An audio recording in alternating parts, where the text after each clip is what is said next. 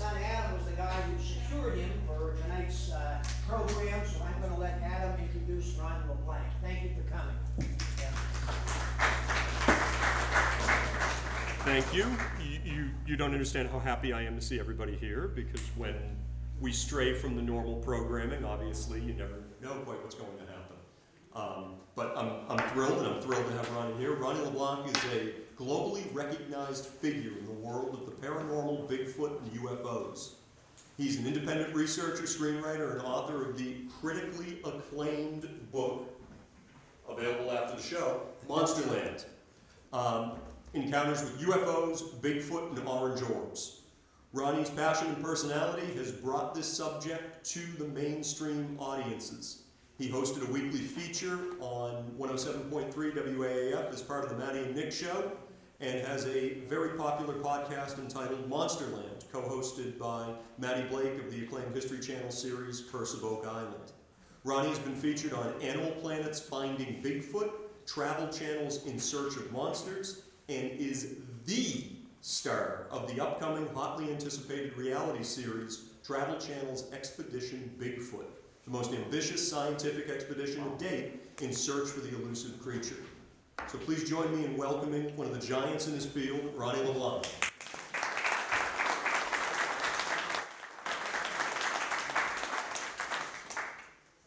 Thanks for coming, guys. Thanks, Terry. Thanks, Adam, for having me.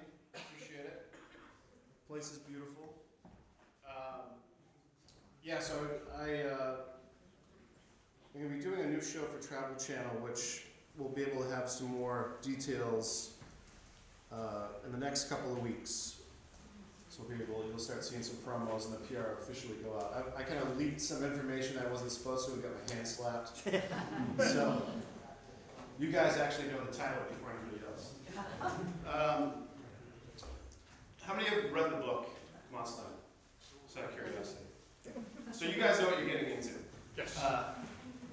Everyone else, so I've always been, since I was a kid, into this subject. I think most boys growing up and girls, the idea of monsters, of hidden creatures and things like that were always of interest to me. And I would spend a lot of time in both the Leominster Public Library and the Fitchburg Public Library, where my dad worked right down the street. And so I'd always be walking out with handfuls of books. And initially how it started was I was into just animals and nature. And so I was curious about the different animals that were living in the Northeast. And then I had walked by a book called Mysterious America by Lauren Coleman. And he runs the International Cryptozoology Museum up in Portland, Maine, but he's also written over 100 books about the subject, as well as other related topics. And it had Bigfoot on there and Loch Ness Monster. And the idea of these hidden animals, these creatures that have yet to be discovered, was very appealing to me, and I started to get into that. And reading about this stuff, and then starting watching shows like In Search of, Leonard Nimoy, things like this, it just kept on growing. And I always wanted to do something with that. I also love movies, so I always thought, growing up, hey, maybe I'll make a movie about this kind of stuff. We were brought up on Star Wars, and I remember Close Encounters, of the Third Kind, which, again, had something that just seemed so real to me. And then researching later on, we find out that they really did a lot of details in that movie were coming from actual abduction experiences. They used real experts. J. Allen Hynek was actually one of the main guys that was a consultant on the film. So I started getting into all this stuff, and but for me, we're taught that Bigfoot only comes from the Northwest, the Pacific Northwest. And I was surprised to see also that, there's a misconception that Bigfoot is one thing like the Loch Ness Monster. Like it just kind of shows up all over the place. So people are like, how's Bigfoot here and then over here?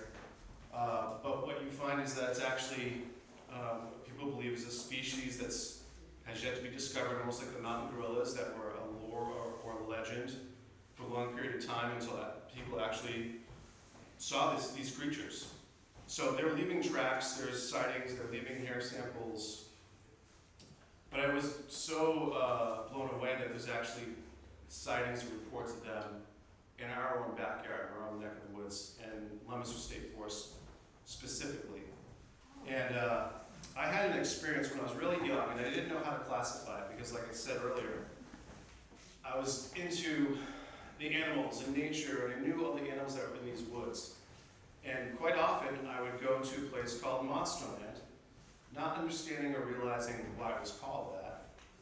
But friends would go there, and there were sand dunes and power lines. It was a place where high school kids would go and have keg parties and bonfires. It was also a place where people would go, couples, and go hide out, go parking. And from those, those situations, a couple would be out, and all of a sudden clear the windows. I was talking to you earlier, and it's all fogged up, and they clearly see some creature walking by or something looking in.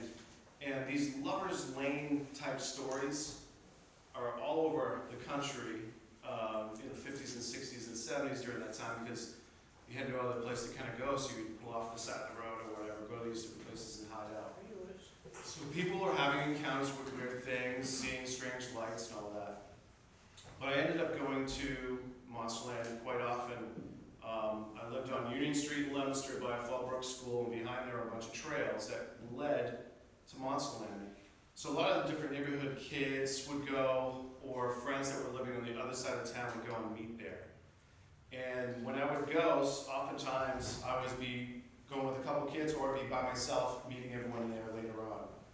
And I'd always go by a particular trail that had two trees on either side. It just looked like a prehistoric gate, as I describe it in the book. But it always gave you this creepy feeling as you went by. It'd be a beautiful day, but you look down that trail, and it looks like, with the canopy trees, it looked just dark and crazy. But there's one day I was feeling pretty confident, and I decided I was going to go down that trail on my way to go meet some friends in Monsterland. And I got to the opening of the trail. It has a bit of an incline, so I had to get off my bike and walk it up. Then once I get in, I started pedaling and going through. And within a matter of 15, 20 seconds or so, you just kind of go through it and start noticing that there weren't any normal bird sounds or animal life. It seemed really quiet. And I was pedaling through and just kind of noticing this. I'm like, okay, this is kind of weird. I'm 11 years old at the time. I'm by myself, so my imagination is running wild, right? I get to a point where the trail starts to narrow, and the brush all around is very thick. You really can't see past 4 or 5 feet on either side of you. And for whatever reason, I stopped. And I didn't know why, but I just felt like I couldn't go any further, and I had both feet on either side of the bike holding it like this. And I just stopped to listen. And a few feet away from me, the force erupts from this side and my left to the right. Something pushed trees and made such a ruckus that I felt 2 feet kind of pounding this way. I could feel it, but I could see nothing in front of me but just the trees and everything move. And literally across the trail where I should see something, there was nothing. So if you've seen the movie Predator, Arnold Schwarzenegger, invisible type thing, that's not what I saw, but that's the only thing that I could later on in life equate it to being. It just didn't make any sense. So as soon as it started and happened, matter of seconds, I was like, I'm out of here. And I was pedaling, and in my mind, it's racing. Was that a moose? Was that a deer? Was it a bear? It had to be a big creature that made that noise, but I didn't see anything. I couldn't figure it out. The last thing I was going to do was tell my parents, I saw something invisible, What are you going to say? So it kind of went in the back of my mind and my subconscious for quite some time. And it wasn't until, I moved off to California for a while and moved back home, and it wasn't until coming back and meeting a friend of my wife's that she grew up with in school, and our kids went to school together. So we started talking during pickups or drop-offs and these different things. And once he found out that I lived in California, he was like, oh my God, tell me, what was some of the best places he went to? And I said, one of my ultimate favorite places was the Redwood National Forest. I said, you walk in there, and these gigantic trees, like my arm stretched out 7 times around the circumference. I mean, just enormous, looks amazing. But I said, it has this vibe, like you would see like a Sasquatch go running by. And he's like, a what? I'm like, a Sasquatch. He's like, are you? And he starts dying laughing. He's like, you got a big fight? Like, what? You believe in this stuff? So he lost it, and I waited for him to stop. I was like, you know, yeah, there's sightings and different things that people, police officers, military, hunters, they see these things. He was like, you're killing me. Well, what's wild is when you kind of share what you're interested in, you'll be surprised what ends up happening. And it was 2 weeks later that his older brother and his wife decided to go for a summer hike in Leominster State Forest in 2010 in June. And there was no one around. It was just them. They started going through the hike, and he recalls that they felt like they were being watched the entire time, right off the bat, which is very common in encounters. We have a sixth sense. Hair in the back of our neck sticks out. You follow your gut, just different vibes that people will get. They were feeling that. He also describes that they heard what sounded like a grunt along the way, which they stopped. He's a hunter, so he just assumed it might have been like a deer or something. They continued on, and they got to a fork in the trail. And he was trying to go to a certain part of the reservoir, No Town Reservoir, to go fishing. And he had stuck his telescope fishing pole in his backpack to do this. So they come to the spot, and he notices right away that the surface is very muddy, and it looks almost like a fresh jar of peanut butter. And for whatever reason, his eyes locked in on this, and just kind of like, that looks, so odd. And so they argued which direction to go. He won, which never really happens when we're arguing either way. So we didn't know. So they start going down the trail, and then after some time, she's like, we're going the wrong way. So she lets them have it, they turn back, and they go right back to that spot where it forked. And as he's coming up to that spot, it looked like a fresh jar of peanut butter, and he starts noticing these indentations in the trail and in the mud. And he's like, this is odd. He gets closer and looks down and sees what looks like a human footprint with 5 toes, not huge by any means, but about 11 inches long, a lot wider. And he's just like, okay, what is this? Sees another one, which is 6 feet from the first one. And there were 6 in total, and they were all in a straight line. This is indicative of Sasquatch pranks, the way they can run their gait. Humans, we can't really run like that. You're almost tripping over yourself if you try to do a straight line. It can be done. It's going to look kind of awkward. But what set him off was the fact that, they were the only ones around, and it's either some wild man living in the woods, which is a frightening thing to experience, right? He just couldn't figure this thing out. And the fact that he's 240 pounds, he puts his foot down there where this footprint was, and he can only get down maybe an inch, and this was about 3 inches deep. So this was something heavy. He also noticed deer tracks alongside these footprints. So this thing was chasing after a deer. So once that realization hit his head, he was like, what? We can't chase, we're not fast enough to chase after deer. Who is running after a deer? So he got really frightened. He picked up a rock, started looking around, just kind of freaking out. And a lot of people that have experiences, they don't understand it at the time, but they get what's called zapped. This thing with infrasound tigers, where they can kind of create this inaudible frequency that's below our sound hearing that will make you feel sick or make you feel like you gotta get out of there and have fear. And that's what he started feeling like, we gotta get out of here. And they knew where they were, but he said it took them about 2 hours to get out of the woods and out of that trail.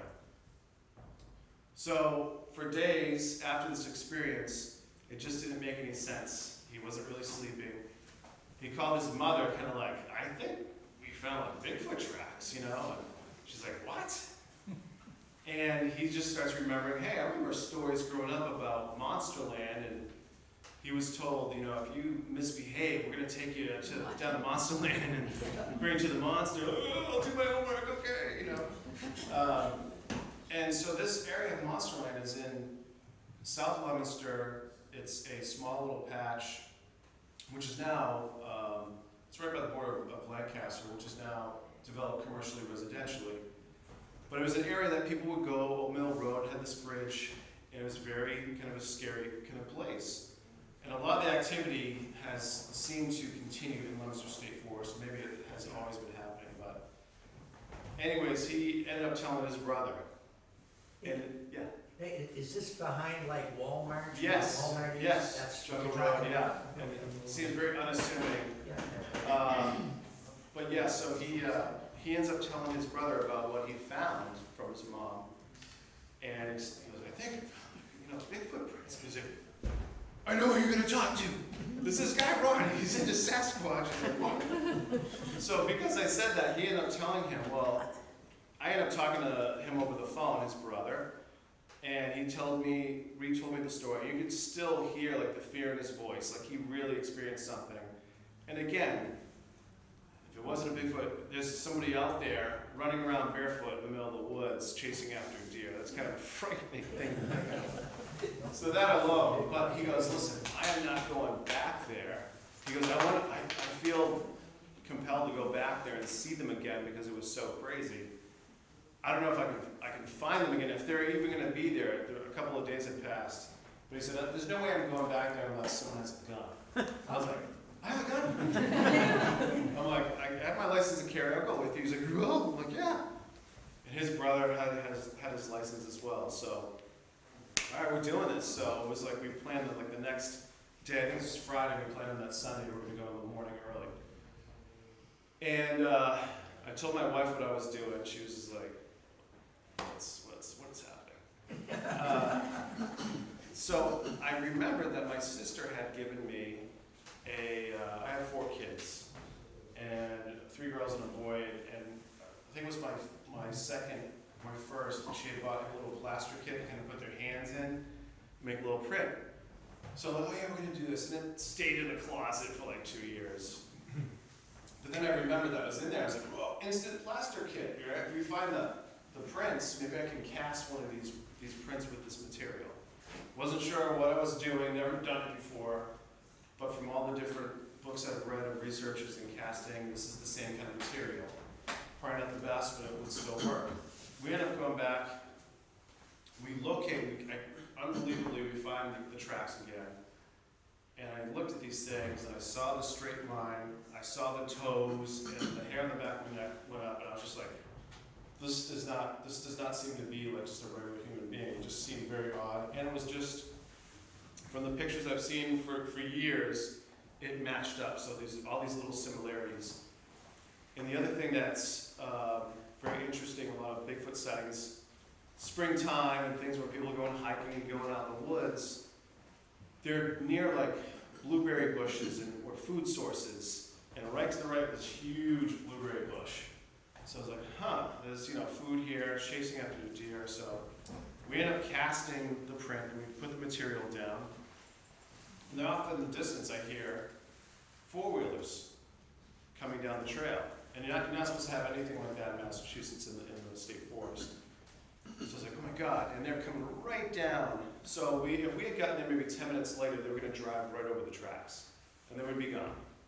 There would be no book, nothing. And so it was just a weird thing that we're like, okay, we marked them off, we blocked it, they went around. And we're like, these things aren't going to drive, this particular print's not going to drive for another half an hour or something. We can't risk having this thing damaged.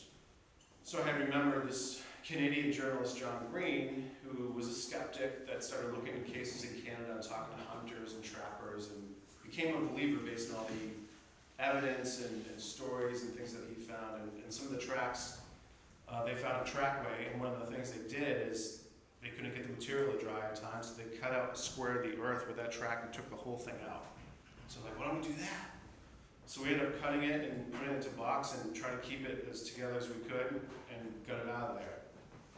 And because of that, we had a different researcher, Dr. David Brake, PhD. He's works with the Bigfoot Field Research Organization, which is a real group that takes sighting reports from all over the country, and there's a chapter right in Massachusetts. They're based out of Western Mass, which has a ton of sightings around there. They have a lot of sightings that are coming from Leominster State Forest. So he had come out, looked at it. I was like, yeah, you guys realize there's been sightings the past couple of months all around this area.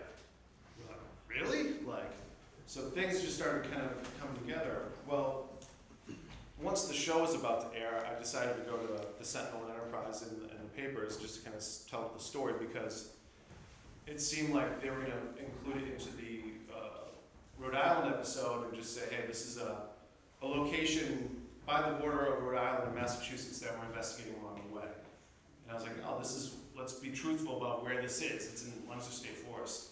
So I went to the papers to tell the story, and they put it out. And it came out like the day of the episode. So right after that, I ended up doing WAF, the Hillman Morning Show. But from those newspaper articles, people started reaching out with stories to the couple that found the tracks initially, and then to myself. And I started kind of compiling all these and kind of going, what's going on? And some of these were from 30 years ago that a hunter had, that he kept his mouth shut, didn't say anything because he was worried about people making fun of him. And so I saw a lot of these similarities with also being into Bigfoot and this stuff as UFOs, and very similar situation where people are afraid to share their experiences or their encounter because someone's going to make fun of them, or they're worried about losing their job, they're a police officer, or teacher, or what have you. But these are the type of experiences and encounters that people need to share from credible witnesses, and that's what I was starting to see is these were kind of coming out of the woodwork. I was like, whoa, what is going on? So what was weird is that I then looked into Monsterland and then why it was called Monsterland. And it was because people were seeing this creature during the 50s and 60s off of Route 2. But the legend of this really starts with, and I looked into this, I haven't been able to, really confirm this happened, but the legend goes that there was a guy driving in the 50s by Old Mill Road by himself at night, and he sees this terrifying creature off to the side of the road. So he sees this thing, can't believe it, it's a Bigfoot creature. And he tries to find the closest location that's open, which this time we assume late at night was a bar. And he goes into the bar. And this is right down the street from Monsterland is a place called Twins. It's now called Miranda's Pub, but it used to be called Twins. It was around in the 50s. So a lot from different reports of different people, like, we think this is the spot. So he went in, tells the manager what he saw, and said, call the police. I want to go back and prove to people that this is real, this is amazing. So he's freaking out, the manager doesn't know what to think. He realized this guy's telling the truth, or at least experienced or saw something, so the police were called. The guy doesn't wait, he takes off and goes back to the spot where he saw this. The police show up, the manager tells them this whole story, and says he's going back to the spot to try to find this thing.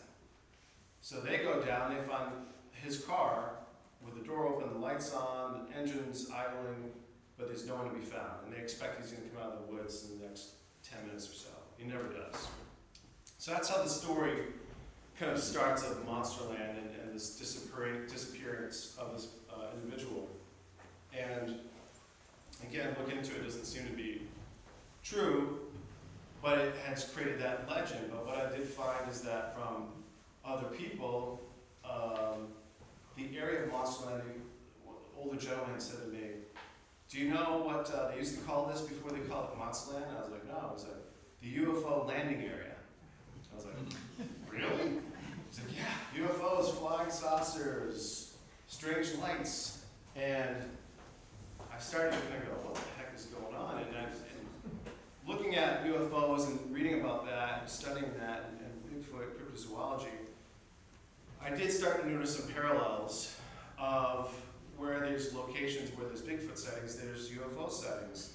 And researchers like Stan Gordon and others started to look at these things. John Keel's another one that wrote Mothman Prophecies.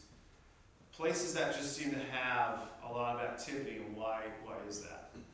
And they seem to have all of it, right? They seem to have a high percentage of hauntings or ghosts or these different stories, UFO stories. And as I started looking into Leominster itself, I couldn't believe, does anyone know who Betty Andreasen is, UFO abductee? So they wrote the Andreasen Affair about her. different books were written about her experiences. She grew up in Ashburnham, Westminster, and wherever she kind of moved, she was having these abduction experiences, gray aliens. But her first experience actually happened in Leominster in 1944, and she was only 7 years old. And I was reading this thing, I'm like, you know, like Leominster, like, oh my God. But as I'm reading about the story, she was sitting in the front yard in this little kind of playhouse that her brother had built for her. And talk about the orange orbs. Well, there was a marble-sized ball of light, golden light, that came into this little playhouse, and it transfixed itself to her head. So she thought it was a bee, and then it stung her, and she kind of like passed out. Well, this thing basically was like telling her she's coming along, like telepathically talk to her.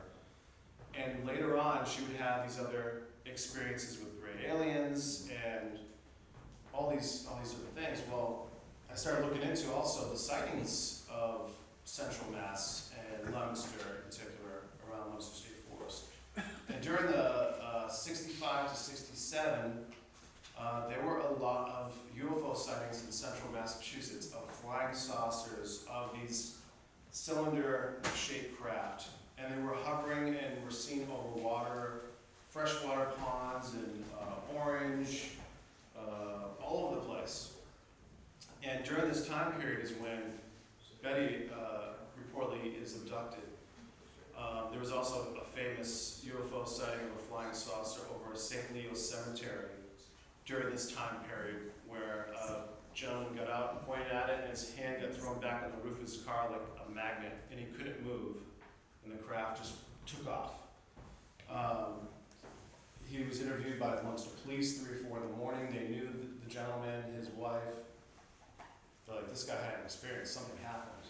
And so this was kind of happening all over the place. And now you flash forward to what's going on currently. How many of you guys realize the Navy just admitted that UFOs are real a couple of weeks ago? Right? So this came out in December of 2017. These videos were sitting on YouTube and other platforms for a while. But in December of 2017, the New York Times and several other papers came out releasing this video, the Tic Tac video as it's called. There's actually 3 different videos. There's FLIR 1, the Gimbal, and Go Fast.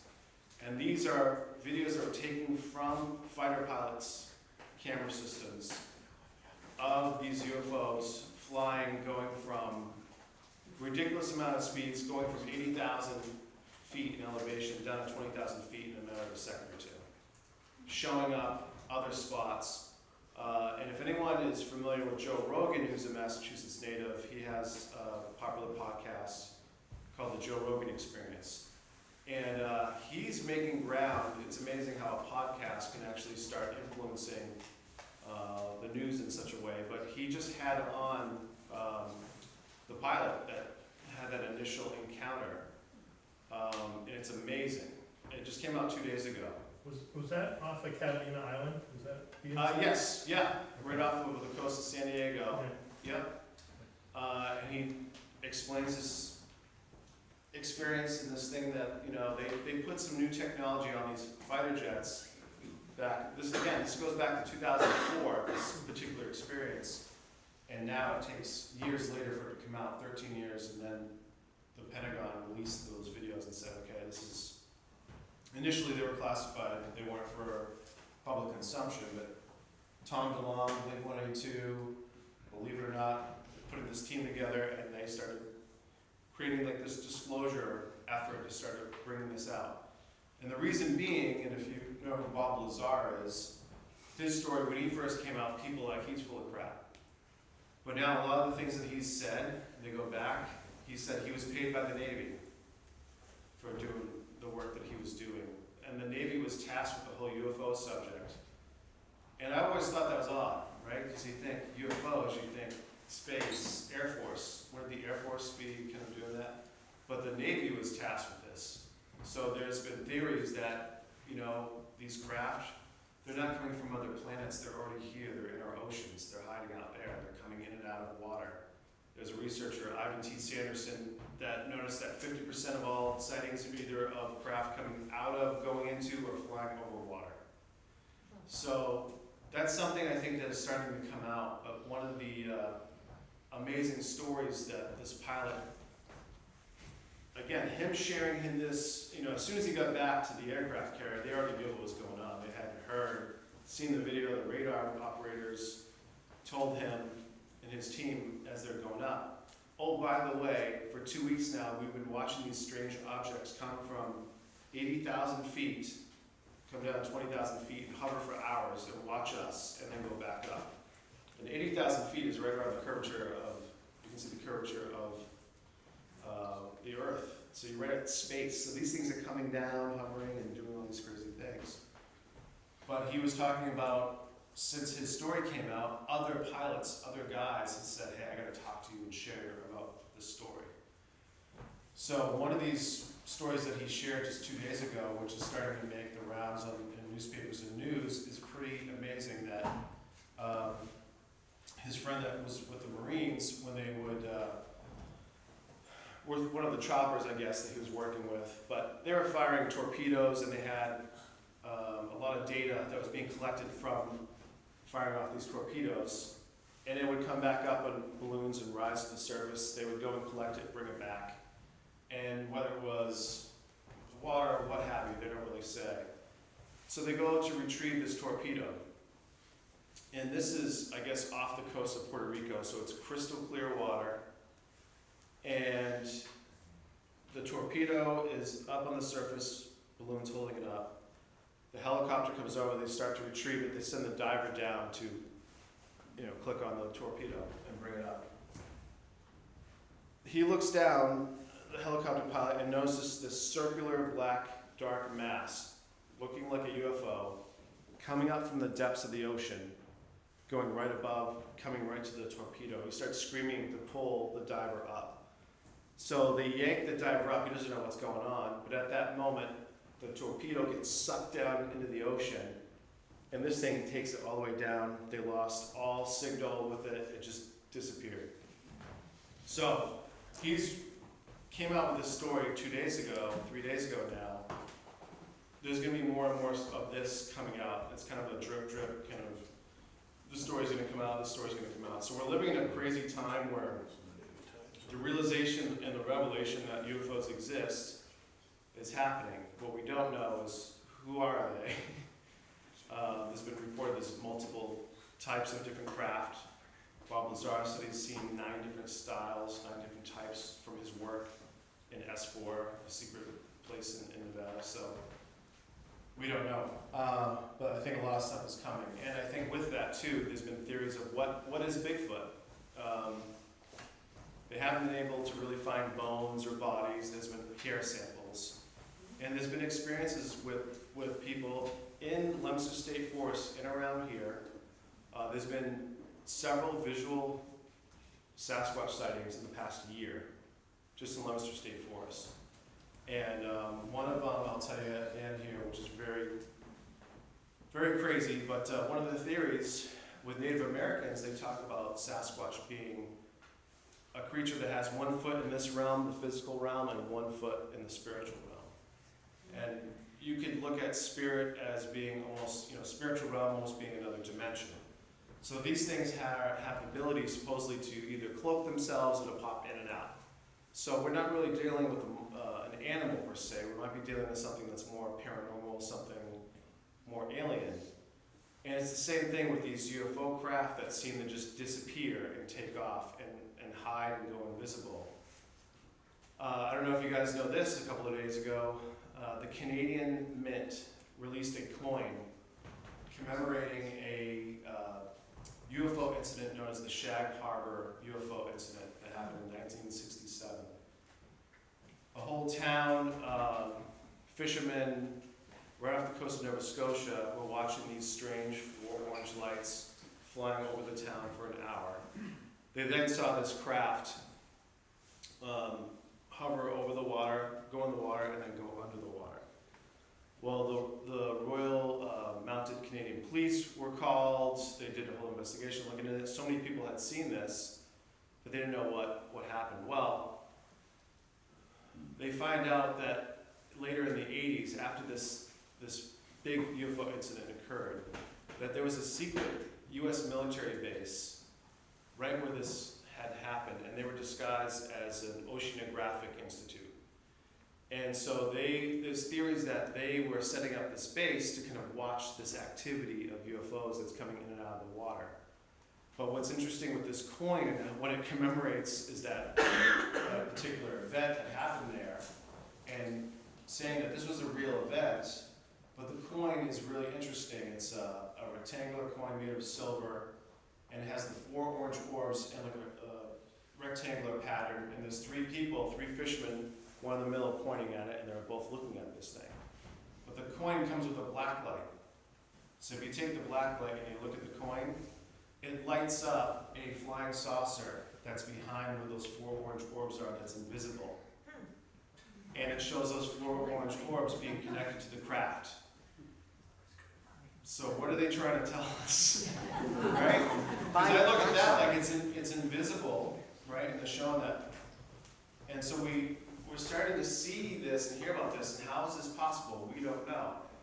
But if you do follow any kind of news and technology and science, they have invented a cloak, I think it was out of China, invisibility cloak, something that was more of just science fiction and fantasy. And it's basically fabric that has photoreceptor cells that takes pictures of what's behind you and projects it forward. So I can hold this thing up and I disappear, but you're just seeing what's behind. So this is a technology that, we talk about stealth technology that the military has, but this is something that actually is either bending light and doing these different things. So there's theories, kind of like the octopus or the cuttlefish, how they can camouflage themselves, a chameleon. Does Sasquatch, Bigfoot have this kind of ability to bend light or do something that almost makes it seem like it's invisible, but it's really still there? Or can it really just plop in and out? And that's a scary thought. But a lot of revelations are starting to come forward. And again, another one was, anyone know who Les Stroud is? Yeah. Survivorman? So he talked about, again, Joe Rogan.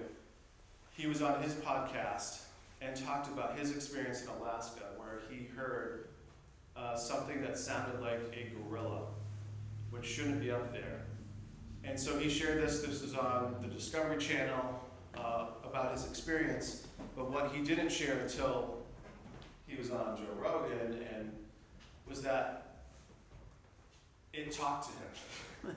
He heard a voice in his head that said, if you want to see us, we're right over this hill, stay here tonight.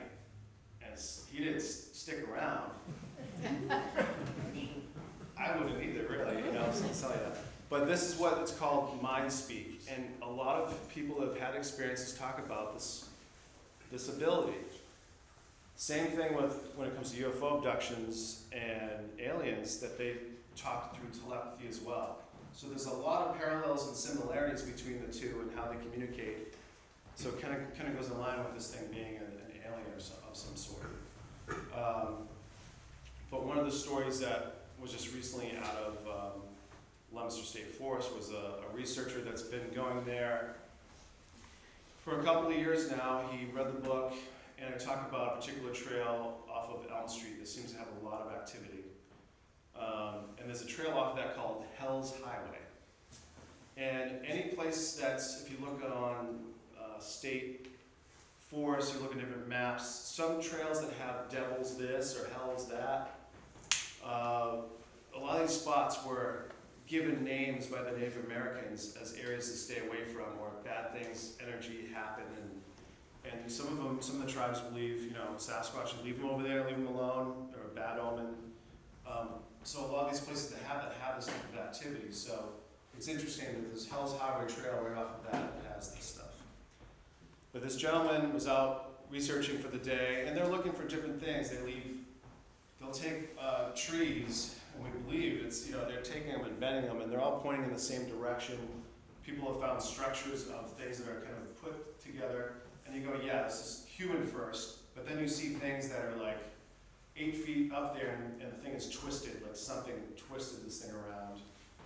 So there's all this stuff that he's looking for. But he was up there at one point and got screamed at, what he said was sounding like a gorilla.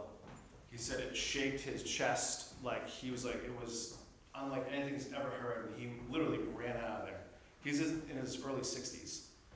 And he decided to keep on going back. And he went back this one particular time, spent all day out there and nothing. And so he's walking towards the end of the trail, and where the parking area is, and he looks back like one last time, and when he did, he sees a 6.5, 7 foot figure, all covered in hair, standing by a tree like this. And he's like, and he looks down, he can't tell if this thing is looking at him or looking away, so he's trying to look for the face, and he just sees this black kind of hairy mass standing like this. Well, the thing leans and looks down the trail, and there's a hiker coming up in his direction, and it's looking at the hiker, and then it turns back and looks right at him, and he's just like, and they make eye contact, and the thing just looks at him like no big deal, and then starts to turn away and walk back into the woods. Like, that's fantastic and amazing enough, but this is where it gets crazier. So as it starts walking away, and he didn't think to, like, a lot of these situations, like, how come someone didn't film it and shoot it, take the camera out? You're like this. You're not even thinking, or whether they're causing you to just not even move, what have you, but he starts watching this thing walk away, and he said the hand started to go invisible. And it went invisible up the arm, its leg. So as it started walking away, it's slowly going until he couldn't see anymore. And he was like, I'm out of here. So what is that? Is that a ghost? Is that like an apparition? Is that something that he's really seeing and that it's, going invisible, cloaking itself? This is like, James Cameron stuff, But it's amazing that these continue to occur or continue to be reported where people have these strange experiences. There's a thing called gifting, where there's been people that live in areas that have a lot of activity, and so they started to gift food and leave food out for a stump for a Sasquatch, not expecting anything to happen. And then all of a sudden start getting things back, like gemstones, like quartz, in exchange. When they go back to look at the trail cam footage, there's nothing gets picked up, and all of a sudden that thing is sitting there. And they can't figure this thing out. There's been researchers that have had these gifting exchanges, and then they start getting them coming to their house and hitting the walls. Imagine that. So these peanut butter sandwiches and things like that, fine prints. But then also when these things would occur, they would start seeing these balls of light, these orange balls of light. Some of them are the size of a basketball, some of them the size of a softball. There was a report of one of these. This was actually, I think, on the TV show Taps for ghost hunters. At least was reported to Jason when he was out here in Leominster that an orange orb came. A couple was sitting inside their house, and this orb came from outside through their wall, flew through the living room, and then flew out the other side. And so these things have the ability to somehow do that. But right around the time when I started with casting the footprint and kind of all right, getting into this thing more, this is kind of crazy, these orange orbs started to kind of show up and appear. And the paranormal side of things started to happen, which I detail in the book. And I was kind of prepared for it. I had read about John Keel, read all of his books, and knew that was going to kind of occur, but didn't expect it to this extent. And it still continues. There's still stories that are coming in from Leominster State Forest, from around that area, and then all over. And so I have the new book coming out next month, which is kind of a continuation of this, but I think a little bit more insight of what possibly is going on. So yeah. Anyone have any questions before I continue to? How much time we got here? Who, excuse me, I have a question. Yes. Do you remember that woman that, they made a television program about, her and her husband, that, they were abducted and taken off? Betty and Marie? Yeah, up in New Hampshire? What was her name? Sergeant and Betty Hill. Yeah, Betty, Yeah. yeah. Yeah, and that was first reported in the Boston Herald, which was called the Boston Traveler back then. Yeah, that was a real case. There is some, I guess initially the description of who was in the craft weren't described as gray aliens initially. There was some other kind of description. So there is some kind of mystery around some of that. But that's considered a real incident. There's a plaque up in New Hampshire that you can go to. And interesting enough, it's right near Indian Head, and so places where there was Native American reservations or areas that they considered sacred also seem to have a lot of this activity, and that was kind of one of them right there as well. Yeah. Is there a link between the Sasquatch and the UFPs, the UFOs? I think. And what evidence would there be that they're related in any way? Yeah. Or are they two separate phenomena? I think there are to some extent. One, because they are seen in the same vicinity, but also there's been, and I talk about a few of these, where police officers witness a craft, sitting, landing, door open, and two Bigfoot creatures come out. And some of these you're gonna go, okay, is this police officer making this thing up? But there's time and time again, a lot of these stories, there was a story in 1973 of a Bigfoot running that was watching these two little girls that were playing, and then they caught that this thing was watching them and took off running, and it was holding an orb in its hand. So some of these, you have to kind of go, all right, is this real? But there's just so many of them, and I always look at, if only one of these is real, then the whole thing is real. So 99% of these people can make all this crap up. But if one of these things is real, then it doesn't matter what you believe, so that always kind of fascinates me. But I think that with the UFO kind of subject and the whole Storm Area 51 thing that kind of just got out of hand, it was a good thing in a way where it brought awareness to the subject. Anyone that's going to go kind of storm a rated base, the Herald interviewed me about that. I was like, you going to pay me to go? Maybe, but I don't want anything to do with that. But I think just the search for the truth, people want to know, people feel like the government's holding all this stuff from us, whatever.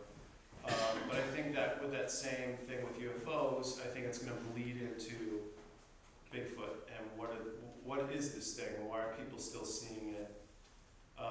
It's leaving tracks, it's leaving physical traces, but it's somehow slipping through where, hunters have it in their sights, and they want to take a shot, but they say it looks too human for me to even pull the trigger, or they feel they can't even do it. And again, What do you think of the Bob Gimlin film? What's the credibility of that? I think it's totally legit. Because there were stories that they had faked it and stuff, but Yeah, I guess the anatomy of the creature can't be replicated or something. correct. Yeah, and interestingly enough, I know. I've met Bob. I've talked to him before. He's the real deal. He used to be a Texas Ranger, and he's going to be 88 next week. Oh, wow. His story has not changed, and there's some footage. So that original footage, a lot of what we see is like third, fourth, fifth generational copies of that film. And I just found out a friend of mine got his hands on the original first generation copy, like one of the original ones. And so now they're looking at the footage because reportedly in the footage it's been rumored as it's walking away in the tree line there's another one standing there and you can see its face. So they're starting to look at this original footage, and a guy by the name of Todd Standing out of Canada, who has a lot of people have called him fraud standing. He's produced some interesting evidence, but he had, I think, was one of the first to kind of notice there's something in the wood line standing there as this thing's walking by. So this could be, I know there's a new documentary coming out about Bob soon.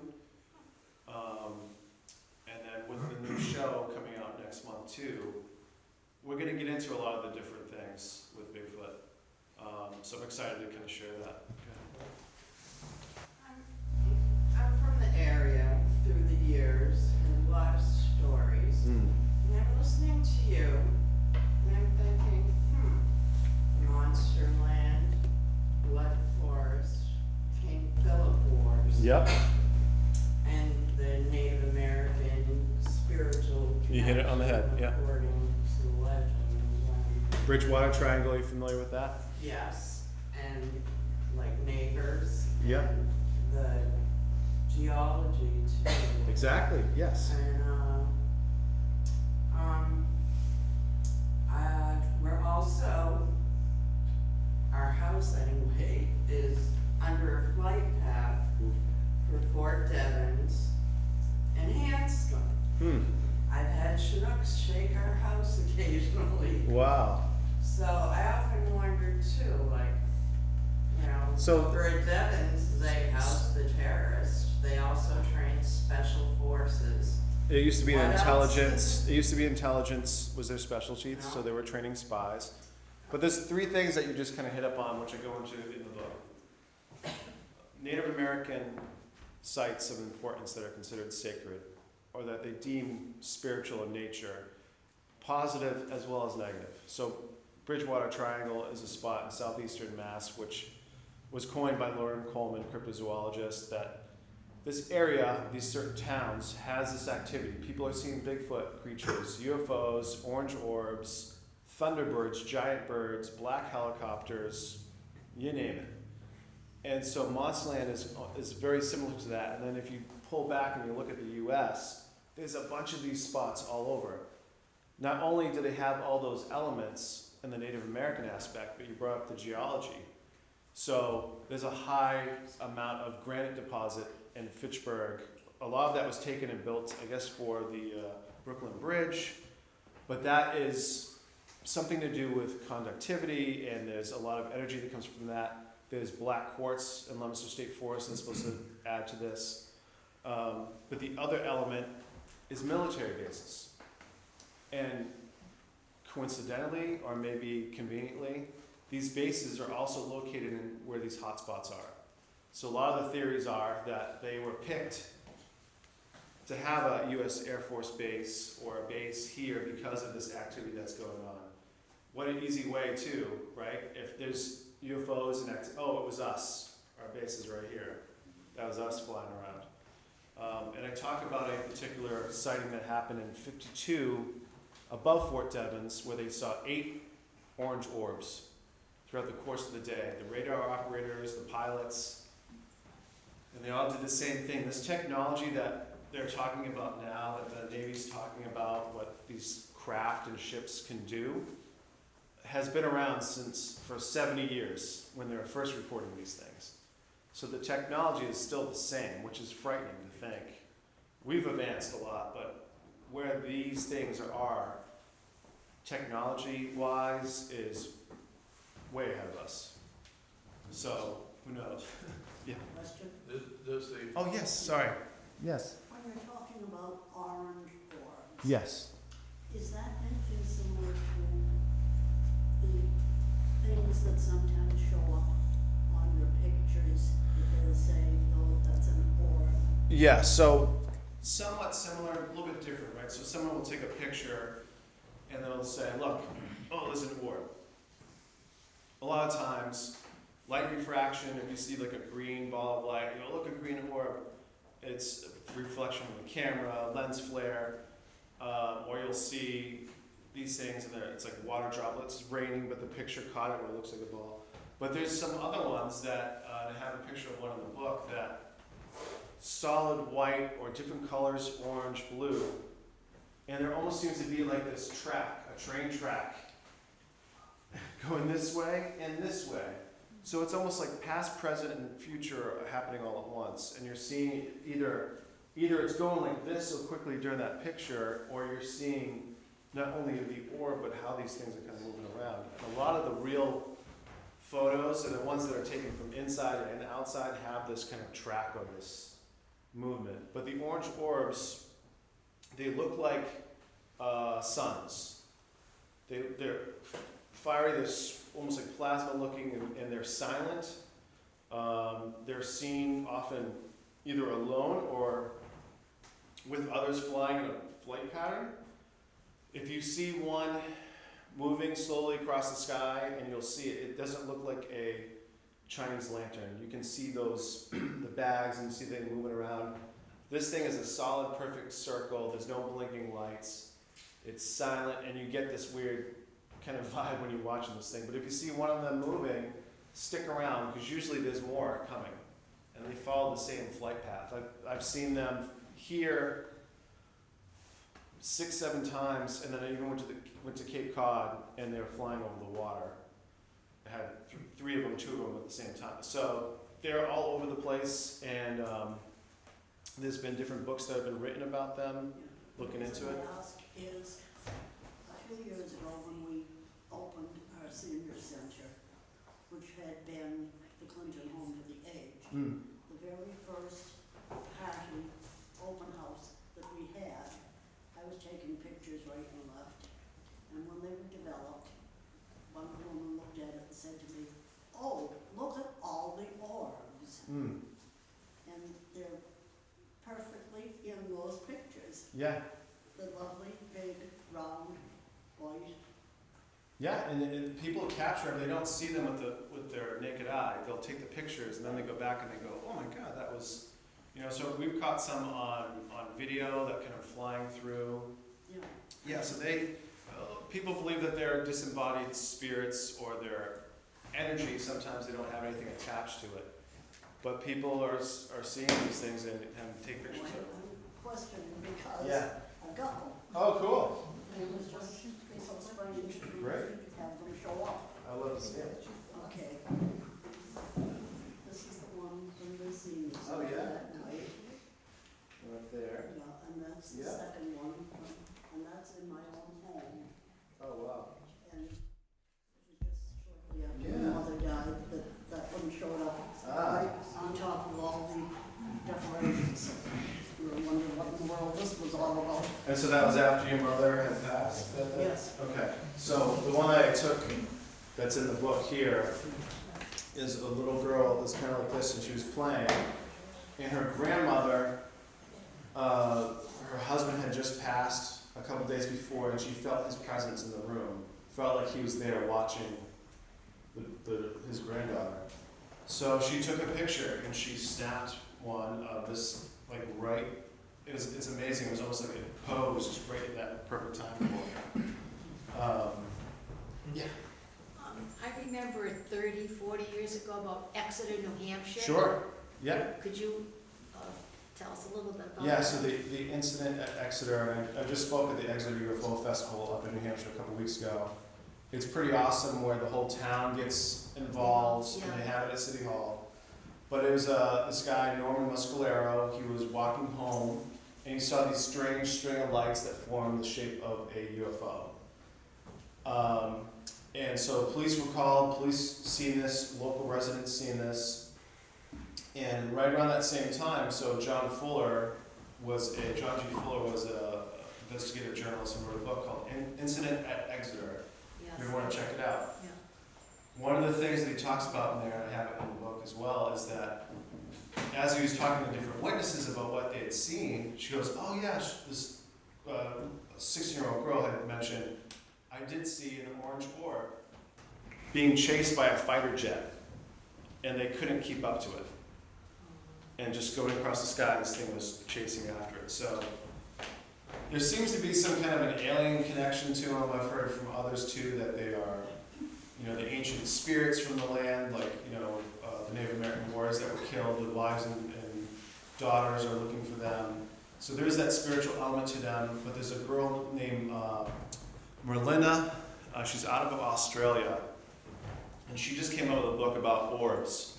And what she's discovered is these orb pictures, when you zoom in, there's faces in them. Wow. It's amazing, and you can find her on Facebook, but get the exact title of her book, but it's, I've been trying to get her to come on the podcast because I've been following her research now for a couple of years. And she'll post things on Facebook. But yeah, they're seeing these different things. There's a gentleman who claims to have a picture of an orb, and you can see a bunch of craft inside this thing. So I think there's, everyone knows Nikola Tesla is, right? So his one of his famous quotes, and I have it at the end of the book, is like, to really understand the universe, you need to understand energy, frequency, and vibration, and what really makes reality, what makes everything kind of tick. And I think that's what these things, I think we're learning more about it now. It's this kind of new frontier called spirit science, where it's kind of taking quantum physics, what the Buddhists have said, what shamans have said, and looking at these things and kind of merging some of these ideas to understand what the paranormal is, what we're experiencing. So, yes. You mentioned hair samples. Yeah. Has there been any hair samples taken, analyzed, and could not be identified to a known species? Yes. Dr. Melba Ketchum is a veterinarian. She started getting into looking at some of these encounters, and she was looking for DNA. So she's had several hair samples sent to her that come back unknown primate. Now the thing with DNA, to get a match, you have to have something existing in the database. So just because they're not finding a match, but they're also finding that this is an unknown primate. There's also a gentleman by the name of Scott Carpenter. I just had him on the podcast last week. What he does when he goes out and does Bigfoot research, he has a camera pointing behind him. And he caught, after looking at footage, he didn't see it or experience it, but after looking at footage, when he was walking and not looking, a creature was going from one tree to the next and following him. And he caught video of this. He also caught a white Bigfoot popping up, and he did a still. You can see the eyes. Yeah, so there's researchers out there that are finding this stuff, and he actually got a hair sample from one of his research locations that came back, I guess, half human and half canine. And there's a thing called dogmen that look like a Bigfoot but have the head of a dog. And they're supposed to be really like evil or whatnot. It's also known as the Rougarou in Louisiana. And it's almost like this paranormal kind of cryptid. He's had sightings of those and actually got a hair sample, and that's what came back. So more of these things are going to come out, but it takes like mainstream media, serious publications that kind of help carry that out, as opposed to just poo-pooing it before they even look at the data. Any thoughts as to whether these experiences are indigenous to our planet, or are our future coming back, or extraterrestrial? Great question. Anyone familiar with the Rendlesham Forest incident? So there's a UK and US base in England. And over a series of couple nights, there was a craft, a triangular craft, and there was these strange hieroglyphic code on the craft. And they saw the strange orb, a red ball of light in the forest. And one of these guys from the Air Force, Jim Penniston, touched the craft. And he said when he did, he got like a binary download in his mind. I think he just came out with a new book kind of talking all about this. But he got this binary download, and he was told that these aliens were actually time travelers coming back in time. They're trying to save their race and get DNA to kind of help do this. So almost that, there's a theory, are these time travelers, are they coming in and out observing us? People have heard of the Men in Black and all these different things. So yeah, that's one of the theories out there of what these things are, or how they're getting here, is they actually can traverse space and time. Yes? Do your children have a lot of questions about your work and your interests? When I first got into this, that was my biggest worry, is coming out with a book that I was gonna share any of my personal experiences and others.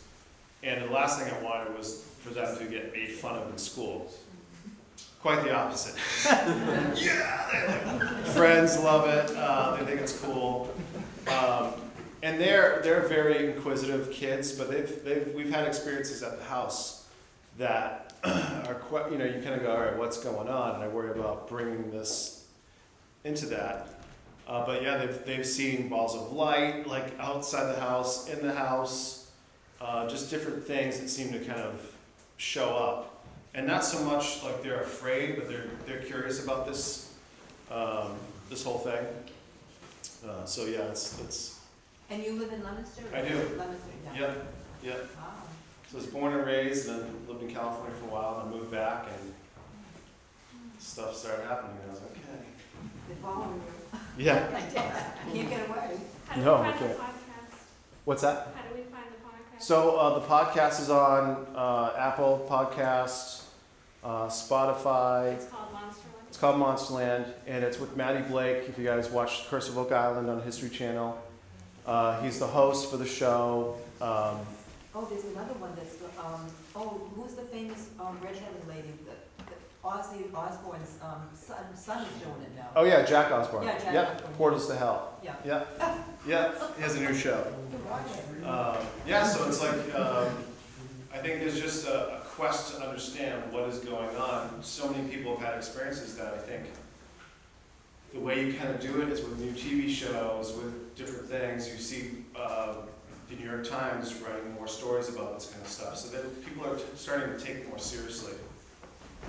Yes. Anyone tried to link the stone structures in Salem, New Hampshire with the phenomena that you described? Yeah. I actually talk about American Stonehenge, we're talking about up in Salem, New Hampshire, called Mystery Hill, that they believe that Leominster was actually an outpost of Mystery Hill. They've found a sacrificial table in Leominster State Forest that looks identical to the one in Mystery Hill.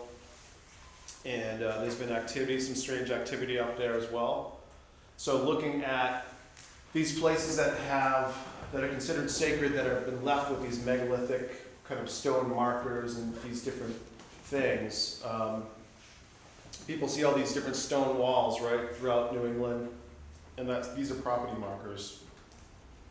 But what Dennis Stone has found, that up on the property of American Stonehenge, that they're shaped like a serpent, and they don't go straight. They're kind of curved, and they have these almost like dragon humps. At the end of the stone wall is a huge rock that looks like a dragon's head or a snake head. And so they're looking more into these things. They just think they found a underground chamber that was just discovered, that's been hidden all these years. So there's a lot, I think, to do with these sites, these stone areas, stone sites that have some answers to this. Great question. Yeah. Did you have any experiences when you lived in California? I did. Where'd you live in California? I lived in LA, and I lived near Newport Beach, which is a surprise I ever came back here. But yeah, I had, and I talk about my first book, but I had a weird experience my first night coming back to LA. And getting in the apartment, there was nothing in there, so I was literally sleeping on the floor. And my roommate decided he was going to sleep at his girlfriend's house, like why would we get that and everything else. So I was there, and I woke up at 3 in the morning with light coming through the Venetian blinds, like lining the entire room. I was like, oh great, I'm getting abducted, that's like, and so when I went to the window and looked out, I saw a spotlight, like for a helicopter. And when in California, we would see these things flying around, we call them ghetto birds. And they would be flying around police helicopters, and so there was a light, and all of a sudden this guy running across the lawn with no shirt on, and a cop tackled him, and another one came, and it was something out of Cops, right? So I was like, all right, went back to bed. And but then it wasn't until years later when I was thinking about that scenario and just hearing about people talk about screen memories. And what a screen memory is when you have an experience that you think happened, but it just seems kind of odd, and it's almost like a memory is replaced for the other one. And so there's something that just wasn't sitting right with me with this experience, so I kind of looked at, and now with Google Earth, right, you can look up the coordinates. So I looked at my old apartment, and you can look it up. It's 4531 Woodman Avenue in Sherman Oaks, and I plugged it in Google Earth. And I zoomed into the apartment, and I realized we don't have a backyard. When I looked at the satellite imagery where my apartment was, there was no backyard. It's like the LA River, it's all concrete. Yeah. So I started going, oh God, you know. And then other people had these similar kind of experiences where like, oh yeah, remember when we had that huge hot air balloon come and land in our backyard? It was red, white, and blue, and the sister remembers it too, and the parents were like, what are you guys talking about? But that's an example of that. I was like, oh boy, I think you guys might have been visited. But it's common, and it seems like very dreamlike, but it's like, no, I was awake when this happened, but that kind of frightened me. I was like, oh, okay. Your books are available tonight. Yes. Where else can people get them? So you can get them at Barnes & Noble. You can, it's published through Amazon, so you can go online and get it through Amazon, but Leominster Barnes & Noble usually has a good amount of copies. And yeah, other book sites, Google as well. Any other questions? Thank you so much. Thank you.